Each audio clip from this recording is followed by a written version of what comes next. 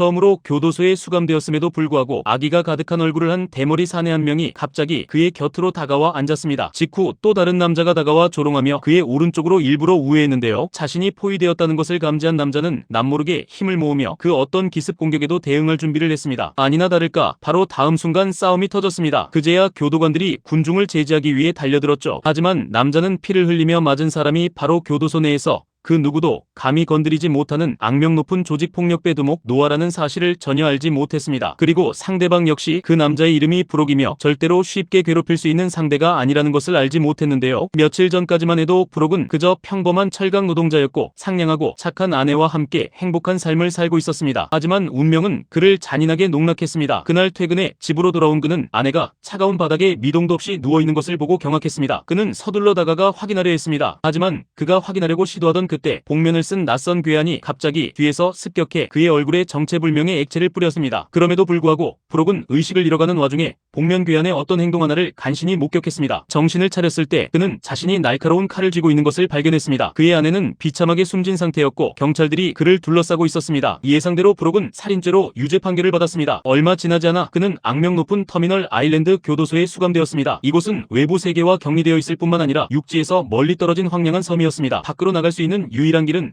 엄격하게 감시되는 다리 하나뿐이었습니다. 당연히 브록은 이곳에 들어온 수감자들에게는 돌아갈 길 같은 건 거의 없다는 사실을 알지 못했습니다. 비록 그가 탄탄한 식스팩 복근과 사나운 문신으로 가득 차 있었을지라도 교도관 코치는 그를 안중에도 두지 않았습니다. 고아봇으로 물세례를 받은 후 코치의 부하들이 달려들어 그를 사정없이 폭행했습니다. 정신을 차릴 겨를도 없이 코치가 미리 준비해둔 베이비 파우더 통 하나가 날아왔습니다. 브록은 당장이라도 달려들어 상대방을 찢어발기고 싶었지만 아내의 복수를 위해 반드시 살아남아야 했기에 억지로 참아냈습니다. 하지만 여기서 끝이라고 생각하셨나요? 뜻밖에도 다음 단계가 진짜 악몽의 시작이었습니다. 얼마 지나지 않아 브록은 감방으로 이송되었고 안에 있던 수감자들은 그를 마치 도살당하기를 기다리는 어린 양처럼 바라보았습니다. 한바탕 주먹다짐과 발길질이 폭풍처럼 지나간 후 코치는 의기양양하게 돌아왔습니다. 하지만 모든 상황은 그의 예상과 다르게 흘러갔습니다. 이때 방 안의 다른 사람들은 이미 모두 두들겨 맞아 쓰러져 있었고 브록은 무력하다는 듯 그들이 발을 헛디딘 것뿐이라고 말했습니다. 다음날 시비를 거는 자들이 줄을 지어 찾아왔습니다. 대머리 사내 한 명이 그에게 도전했을 뿐만 아니라 조직폭력배 두목인 노아까지 그를 기선 제압하려 들었습니다. 당연히 그들을 기다리고 있었던 것은 맹수의 반격이었습니다. 이 일은 브록이 절대 만만하게 건드릴 수 있는 상대가 아님을 모두에게 각인시켜 주었습니다. 하지만 그에 따른 대가도 곧바로 찾아왔습니다. 얼마 지나지 않아 그는 여성 교도소장에게 오후 티타임 초대를 받게 되었습니다. 코치는 이틀밖에 안 된 신입 수감자가 이토록 유명해질 줄은 예상치 못했기에 그를 기선 제압하기로 결정했습니다. 이제부터 넌 큰 문제에 봉착하게 될 거다. 소장은 레이서들과 관련된 그 누구에게도 절대 자비를 베풀지 않거든. 여성 교도소장이 뜻밖에도 금발의 하얀 피부 그리고 끝없이 긴 다리를 가진 귀부인일 줄은 몰랐습니다. 그녀는 브록에게 방금 맞은 자가 교도소 내 브라더후드의 우두머리라고 말했는데요. 그리고 이변이 없는 한 그가 브록을 일주일 이상 살려두지 않을 것이라고 했습니다. 하지만 그녀는 브록이 3년 전 전설적인 레이서였으며 이후 권력자들에게 미움을 받아 은퇴할 수밖에 없었다는 사실을 알고 있었죠. 마침 교도소에서 주최하는 데스레이스에서 최고의 레이서인 프랑켄슈타인이 갑작스럽게 사망했는데 그는 인기가 매우 높았고 항상 가면을 쓰고 다녔습니다. 이것이 그의 신분을 아주 잘 감추어 주었는데요. 그래서 여성 소장은 브록이 프랑켄슈타인으로 위장의 경기를 계속하게 할 속셈이었습니다. 하지만 브록은 단칼에 거절했는데 그는 데스레이스가 무엇인지, 즉 그것이 유일무이하고 공포스러운 생중계라는 것을 알고 있었기 때문입니다. 모든 레이서는 교도소에 수감된 살인범들입니다. 이 레이스에는 다른 레이싱 대회의 일반적인 규칙들이 존재하지 않습니다. 유일한 규칙은 살아남아 결승선을 통과하는 것뿐입니다. 이 목적을 달성하기 위해 레이서들은 수단과 방법을 가리지 않을 수 있습니다. 상대 차량을 들이받거나 공격 무기를 사용하거나 경기장 위의 함정을 활용하는 등 그 어떤 일도 마다하지 않습니다. 왜냐하면 이곳에서 5회 연속 우승은 자유를 의미하지만 패배는 곧 죽음을 의미하기 때문입니다.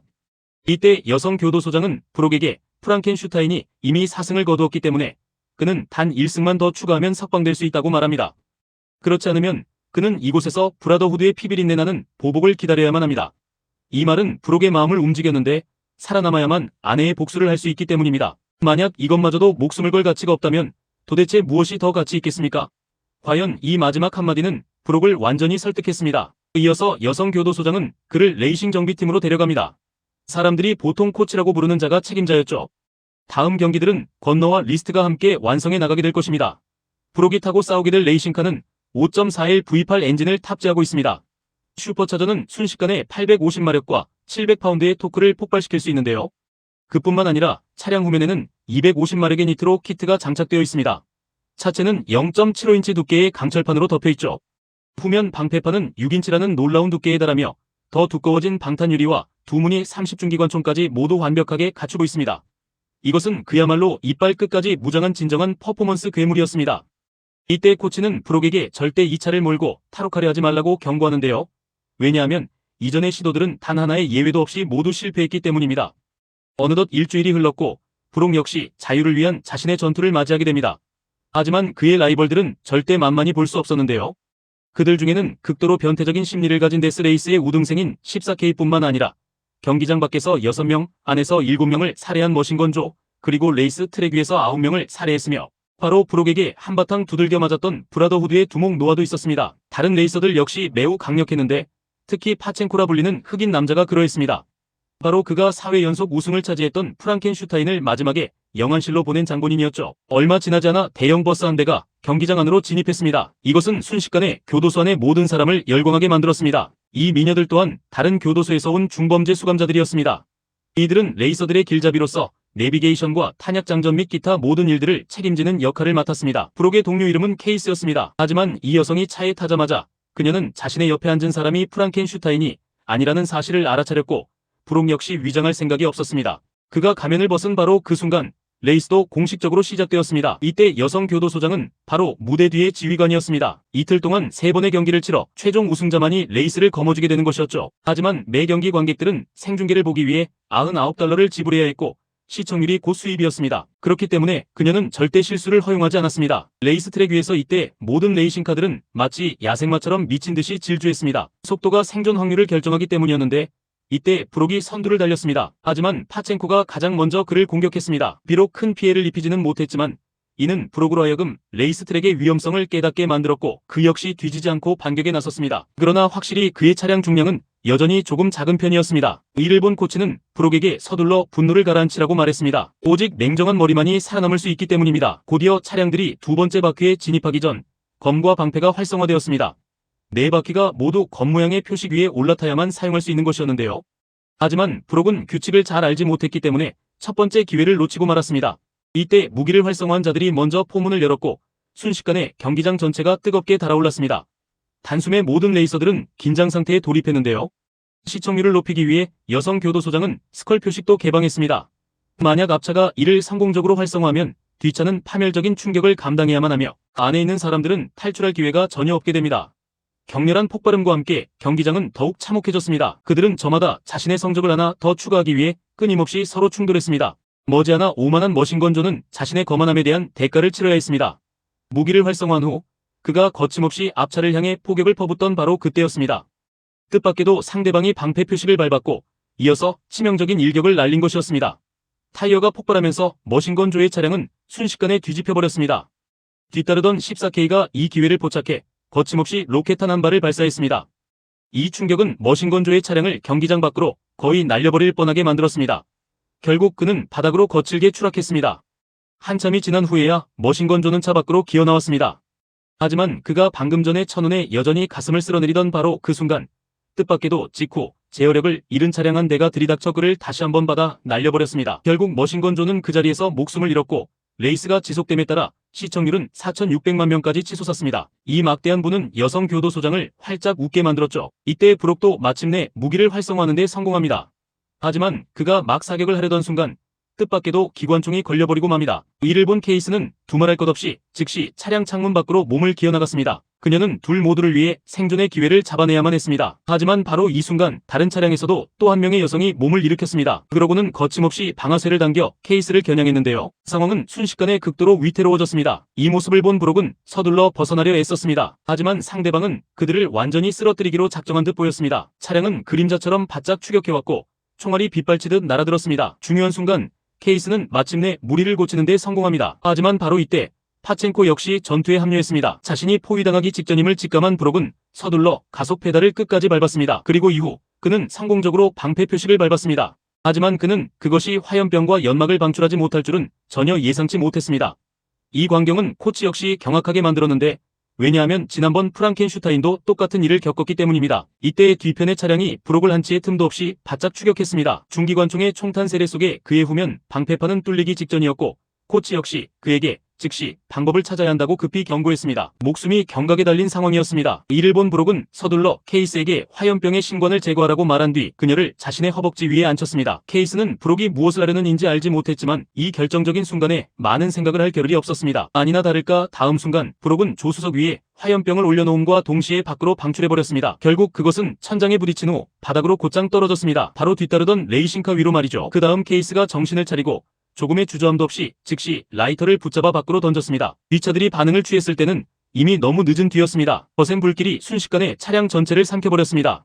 바로 이때 파첸코 역시 돌진해왔습니다. 강력한 충돌 속의 상대는 마치 공처럼 공중으로 튕겨나갔습니다. 그리고 이 멋진 마무리 한 방은 케이스와 코치 그리고 다른 사람들이 브록을 다시 보게 만들었습니다. 여성 교도소장 역시 이에 매우 만족해했습니다. 첫 번째 라운드도 이렇게 좋게 끝이 났습니다. 하지만 바로 이 순간 노아가 브록을 스쳐 지나가며 어떤 손짓을 해보였습니다. 이것은 그의 아내가 살해당하던 날 복면을 쓴 괴한이 했던 손짓이 아니었습니까? 이 발견은 갑자기 브록을 혼란에 빠뜨렸습니다. 도대체 어떻게 된 일일까요? 다행히 레이스는 끝이 났고 그는 상처투성이가 된 레이싱카를 몰고 정비소로 돌아왔습니다. 다음 경기가 시작되기까지는 이제 겨우 14시간밖에 남지 않았습니다. 하지만 이때 브록은 뜻밖의 결정을 내렸습니다. 자신이 교도소에 들어오게 된 것이 틀림없이 누군가의 조종에 의한 것이라 의심했기 때문입니다. 이에 그는 여성 교도소장을 찾아가 따져 물었습니다. 의는 당연히 상대방에 의해 부인당했습니다. 이를 본 브록은 곧바로 레이스에서 하차하겠다고 제안했는데요. 이 행동이 여성 교도소장을 격노하게 만들 줄 알았습니다. 하지만 뜻밖에도 상대방은 부하들에게 그의 수갑을 풀어주라고 명령했고 교도관 코치와 그의 부하들도 자리를 피하도록 허락했습니다. 그녀는 브록이 자신을 죽이려 들까봐 두렵지 않은 걸까요? 알고 보니 그녀의 손에는 상대방의 가장 중요한 히든카드가 쥐어져 있었습니다. 브록의 딸을 그녀가 다른 사람에게 입양 보냈던 것이었죠. 이 행동은 상대방을 완전히 격분하게 만들었습니다. 하지만 여성 교도소장은 두려워하지 않았는데 책상 아래의 건너편의 남자를 겨냥한 총안 자루가 있었기 때문입니다. 이 순간에 이르러서야 브록은 맞은편의 여자가 자신의 아내의 죽음과 틀림없이 관련이 있다고 확신했습니다. 하지만 지금은 확실히 복수를 할 때가 아니었습니다. 결국 그는 마음속의 분노를 억누를 수밖에 없었습니다. 그는 죽음은 두려워하지 않지만 결코 자신의 딸을 버려둘 수는 없었습니다. 정비소로 돌아온 그는 씩씩거리며 조직폭력배 두목 노아를 찾아갔습니다. 한편 뜻밖에도 상대방의 구역에 들어서자마자 기습 공격을 받았습니다. 갑작스러운 공격에 그 역시 손쓸 도리가 없었는데요. 결국 브록은 철사슬에 목이 단단히 졸리게 되었습니다. 이때 노아도 걸어왔습니다. 자신의 아내를 살해한 범인을 마주한 브록은 극도로 분노했습니다. 하지만 이때 그는 붙잡혀 있었기에 반항할 수 없었습니다. 몇 차례 강한 타격을 가한 후 노아는 자신이 브록의 아내를 죽였음을 비웃으며 인정했습니다. 그러면서 오늘 또다시 목숨을 빼앗겠다고 했죠. 이어 그는 렌치를 붙잡아 쥐고 손을 쓰려 했습니다. 그 누구도 브라더후드에 불경하고서 살아남은 자는 없었습니다. 브록이 그 자리에서 목숨을 잃을 찰나 뜻밖에도 바로 이 순간 반전이 일어났습니다. 알고 보니 결정적인 순간에 동료 리스트가 제때 손을 써서 상대방을 저지한 것이었습니다. 하지만 이 행동은 브라더후드 조직원들을 완전히 격분시켰습니다. 다음 순간 한 사내가 도망치려던 리스트를 곧바로 쳐서 쓰러뜨렸습니다. 그에게 어떤 일이 기다리고 있을지는 쉽게 상상할 수 있었죠. 그리고 이 예기치 못한 상황은 마침내 브록에게 반격의 기회를 주었습니다. 오랫동안 억눌려 있던 사자가 드디어 폭발한 것이었습니다. 그리하여 자신의 원수를 마주했을 때 그는 조금의 자비도 없이 손을 썼습니다. 두 명의 사내를 손쉽게 처리한 후 이때 노아 역시 돌진해왔습니다. 하지만 이제 브록은 그에게 절대 더 이상의 기회를 주지 않았습니다. 단 몇 수 만에 상대방은 더 이상 저항할 힘도 없이 두들겨 맞았습니다. 브록은 몇 차례 강력한 주먹을 날린 뒤 그를 곧장 밖으로 던져버렸습니다. 이 순간 노아는 마침내 공포를 느꼈지만 모든 것은 이미 너무 늦은 뒤였습니다. 아내를 죽인 원수를 마주한 브록은 극도로 분노해 있었기 때문입니다. 그는 당장이라도 그를 갈기갈기 찢어발기지 못해 한이 맺힌 상태였습니다. 이때 노아는 공포로 얼굴이 하얗게 질려 서둘러 목숨을 구걸하며 사실을 털어놓았습니다. 과연 배후에 있는 자는 전부 여성 교도소장이었습니다. 자신과 그녀는 그저 명령을 따랐을 뿐이며 목적은 이 전설적인 레이서를 교도소로 끌어들여 프랑켄슈타인을 대체하기 위함이었습니다. 하지만 비참하게 구걸하는 노아를 마주하고도 브록은 손을 멈출 생각이 없었습니다. 그러나 상황은 예기치 못한 반전을 맞이했습니다. 뜻밖에도 코치가 제때 나타나 그들을 저지한 것이었습니다. 이를 본 브록은 무력하게 손을 멈출 수밖에 없었습니다. 어느덧 둘째 날 경기 시간이 되었고 브록은 다시 프랑켄슈타인으로 위장해 돌아왔습니다. 하지만 이때 그의 목적은 복수를 하기 위함이었습니다. 그런데 이때 노아가 다시 고의로 죽음을 자초하며 도발했습니다. 그러나 이번에 브록은 매우 침착했으며 뜻밖에도 적색등이 켜진 바로 그 순간 그가 도리어 가장 마지막으로 출발했습니다. 이때 코치를 포함한 모든 사람은 매우 의아해했습니다. 하지만 브록 자신만이 어떤 일들을 해결하지 않으면 자신이 결코 오래 살아남지 못할 것이라는 사실을 알고 있었습니다. 이어 그는 케이스에게 그녀가 프랑켄슈타인을 죽인 것이 맞는지 추궁했습니다. 왜냐하면 어제 레이스가 끝난 후 그는 화염병 제어 장치에 아무런 문제가 없음을 발견했고 이전에 프랑켄슈타인 역시 이 결함으로 인해 사망했기 때문입니다. 케이스가 애써 부인하려 하자 브록은 거침없이 조수석 방출 버튼을 눌렀습니다. 케이스는 상대방이 무슨 짓이든 저지를 수 있으며 이 상황에서는 자신이 틀림없이 죽게 된다는 것을 알았습니다. 별다른 도리가 없었기에 그녀는 결국 인정할 수밖에 없었습니다. 당연하게도 이 모든 것은 전부 여성 교도소장의 지시였습니다. 알고 보니 그 누구도 레이스 경기장을 살아나갈 수 없었던 것입니다. 그리고 5경기에서 승리하면 자유를 얻을 수 있다는 이른바 조건은 그저 핑계에 불과했습니다. 특별 사면령을 얻기 위해 케이스는 브록이 승리하는 것을 막으라는 여성 교도소장의 지시에 따를 수밖에 없었던 것입니다. 이때 브록은 마침내 모든 진실을 알게 되었습니다. 이제 그는 더 이상 거칠 것이 없었습니다. 즉시 니트로를 방출하자 레이싱카 역시 순식간에 극한까지 속도를 높였습니다. 얼마 지나지 않아 그는 따라잡았습니다. 그는 반격하기를 원했습니다. 그는 모든 음모와 원수들을 부셔버리기를 원했습니다. 그리고 가장 먼저 제거해야 할 자는 바로 조직폭력배 두목 노아였습니다. 추격전 끝에 브록은 마침내 두 번째 바퀴에서 상대방을 따라잡았습니다. 이 행동은 코치와 다른 사람들을 매우 의아하게 만들었습니다. 하지만 그들은 이때 브록이 레이스에서 우승하기 위해 달리는 것이 아님을 알지 못했습니다. 이때 노아 역시 무기를 손에 넣었습니다. 즉시 그는 우세를 점하고 브록을 향해 정면으로 포격을 퍼부었습니다. 이 상황에서 그는 상대방이 틀림없이 죽을 것이라 생각했습니다. 뜻밖에도 다음 순간 브록은 곧바로 차머리를 돌렸고 이어서 노아의 레이싱카와 정면으로 마주하며 거침없이 반격에 나섰습니다. 순식간에 불꽃이 사방으로 튀었고 화력이 최대로 불을 뿜었습니다. 하지만 노아의 차량이 방어력이 더 우수한 것처럼 보였습니다. 이때 두려움을 느꼈는데 왜냐하면 이러한 경기 방식은 명백히 자살행위였기 때문입니다. 하지만 그녀는 브록이 사실 진작부터 치밀하게 계산해 두었다는 것을 알지 못했습니다. 성공적으로 방어를 확보한 후 그는 조금의 주저함도 없이 즉시 차머리를 돌렸고 이어서 서둘러 연막탄을 방출했습니다. 즉시 엄청난 양의 검은 연기가 뿜어져 나왔습니다. 이는 노아 역시 순식간에 방향 감각을 잃게 만들었습니다. 다음 순간 그는 돌기둥을 강하게 들이받았습니다. 레이싱카는 공중으로 날아올랐다가 다시 바닥으로 추락했습니다. 이를 본 브록은 브레이크를 밟아 멈춰섰고 다른 레이싱카들이 자신의 곁을 스쳐 지나가도록 내버려 두었습니다. 얼마 지나지 않아 심한 부상을 입은 노아가 차 밖으로 기어 나왔습니다. 하지만 브록은 바로 이 순간만을 기다리고 있었습니다. 그 다음 그는 경기장 위에서 곧바로 차를 후진시켰고 차 문을 열어 노아를 정면으로 받아 그를 바닥에 쓰러뜨렸습니다. 하지만 그것이 전부가 아니었습니다. 다음 순간 그는 다시 프랑켄슈타인 역할을 하며 레이싱카 밖으로 걸어 나왔습니다. 그는 여성 교도소장이 보는 바로 앞에서 그 일을 행하기를 원했습니다. 과연 이 광경은 카메라를 통해 상대방에게 목격되었습니다. 하지만 바로 이 순간부터 그녀는 치명적인 결정을 내렸습니다. 이후 여성 교도소장은 전함을 출동시키라고 명령했습니다. 이 거대한 강철 요새는 나타나자마자 빠르게 모든 사람의 이목을 집중시켰습니다. 그리고 더욱 충격적인 것은 이 거물이 빠르게 자신의 이빨을 드러냈다는 사실입니다. 그러고 나서 그것은 무차별적으로 모든 레이싱카를 공격하기 시작했습니다. 그것의 등장은 순식간에 경기장 전체를 지옥과도 같은 곳으로 만들어버렸습니다. 거물의 강력한 화력 아래 여러 대의 레이싱카들이 빠르게 공중으로 날아가 버렸습니다. 안에 있던 사람들도 살아남을 가능성은 없어 보였습니다. 레이서들이 한 명씩 게임에서 탈락하면서 경기장 전체도 검은 연기로 뒤덮였습니다. 이때 브록 역시 당황했습니다.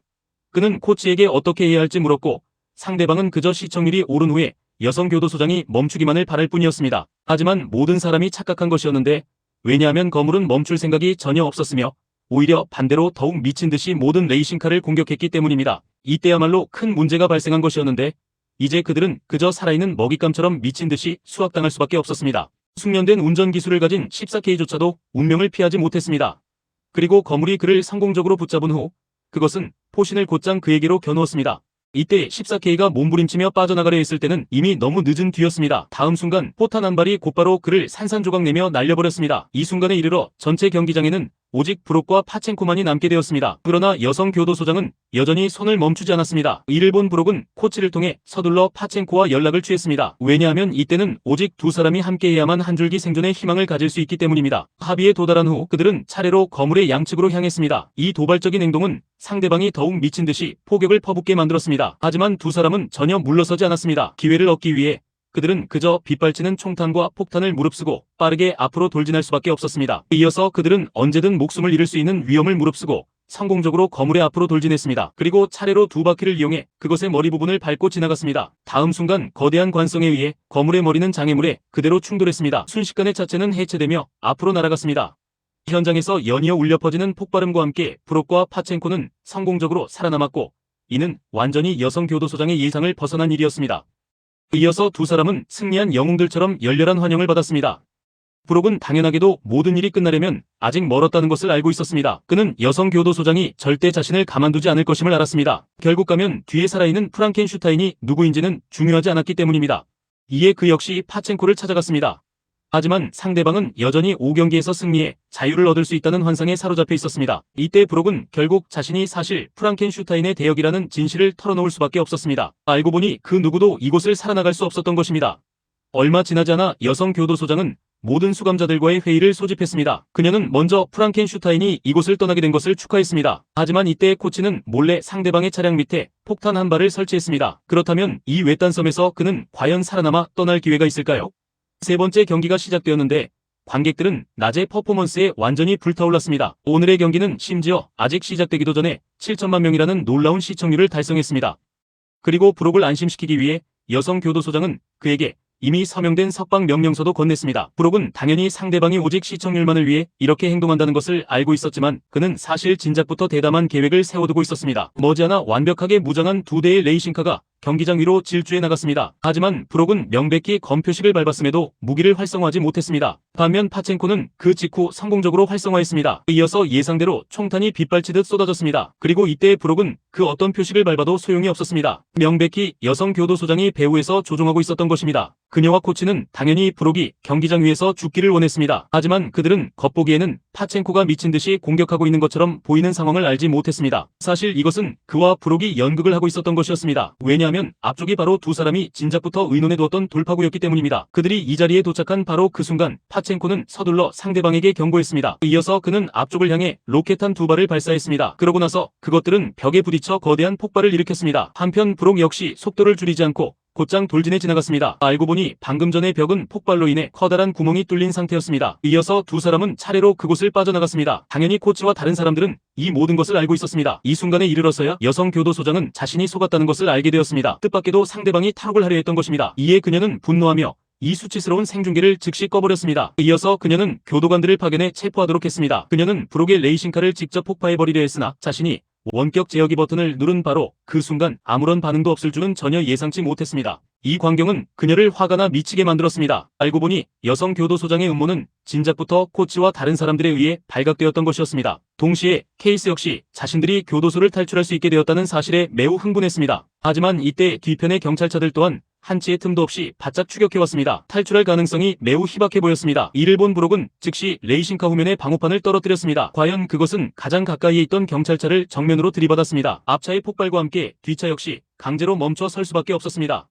하지만 위험은 아직 끝나지 않았는데 그들에게는 섬을 떠나기 전 마지막 관문이 하나 더 남아있었습니다. 그러나 머리부터 발끝까지 무장한 두 대의 차량에 쏟아지는 총탄은 전혀 효과가 없었습니다. 다음 순간 그들은 철문을 부수고 돌진해 지나갔으나 이때 도리어 두 대의 헬리콥터가 추격해왔습니다. 명백히 이는 매우 골치 아픈 일이었습니다. 별다른 도리가 없었기에 그들은 다음 교차로에서 각자 따로 도망칠 수밖에 없었습니다. 이때 여성 교도소장은 두 대의 헬리콥터 모두에게 브록을 체포하라고 명령했습니다. 왜냐하면 그녀는 이 화를 도저히 참아 넘길 수 없었기 때문입니다. 그리고 이때 케이스는 자신들이 상대방을 따돌릴 수 없음을 보고 브록에게 자리를 바꿀 것을 요구했습니다. 그녀는 이미 특별사면령을 얻었기 때문에 다시 잡히는 것을 두려워하지 않았던 것입니다. 결국 그들이 한 은신처에 다다랐을 때 브록은 기회를 틈타 차 밖으로 뛰어내렸습니다. 그리고 헬리콥터에 탄 교도관들은 이 사실을 전혀 알지 못했습니다. 그들은 레이싱카 안에 앉아있는 사람이 사실 케이스라는 것을 알지 못했습니다. 결국 상대방은 차량을 차단해냈고 그들은 자신들이 이른바 프랑켄슈타인을 붙잡는 데 성공했다고 여전히 생각했습니다. 뜻밖에도 브록과 파첸코는 진작에 항구를 떠나는 화물 열차에 올라탄 뒤였습니다. 그리고 이때 여성 교도소장 또한 자신의 승리에 자만하고 있었는데 왜냐하면 이처럼 막대한 시청률이 그들에게 매우 많은 돈을 벌어다 주었기 때문입니다. 이에 코치 역시 상사가 보내온 축하 선물을 가져왔습니다. 뜻밖에도 이것은 도리어 목숨을 요구하는 부적이었습니다. 그리고 여성 교도소장이 상자를 여는 바로 그 순간 밖에 있던 코치도 원격 제어기 버튼을 눌렀습니다. 순식간에 두 사람은 폭발과 함께 재와 먼지로 변해버렸습니다. 나는 정말로 이 게임을 사랑합니다. 영화의 끝에서 브록과 파첸코는 탈출하여 멕시코의 자동차 정비소를 열었습니다. 결국 케이스 역시 석방되었고 브록은 자신의 딸을 찾아 이곳에서 그녀를 매우 오랫동안 기다렸습니다. 이때부터 그들은 함께 행복하고 즐거운 삶을 살아가게 됩니다. 영화의 가치는 명성에 있고 영화 리뷰의 가치는 감상에 있습니다. 오늘의 이야기는 여기서 끝이 납니다. 영화를 시청해주셔서 감사합니다. 여러분은 이 영화를 어떻게 보셨나요? 아래에 댓글을 남겨주세요.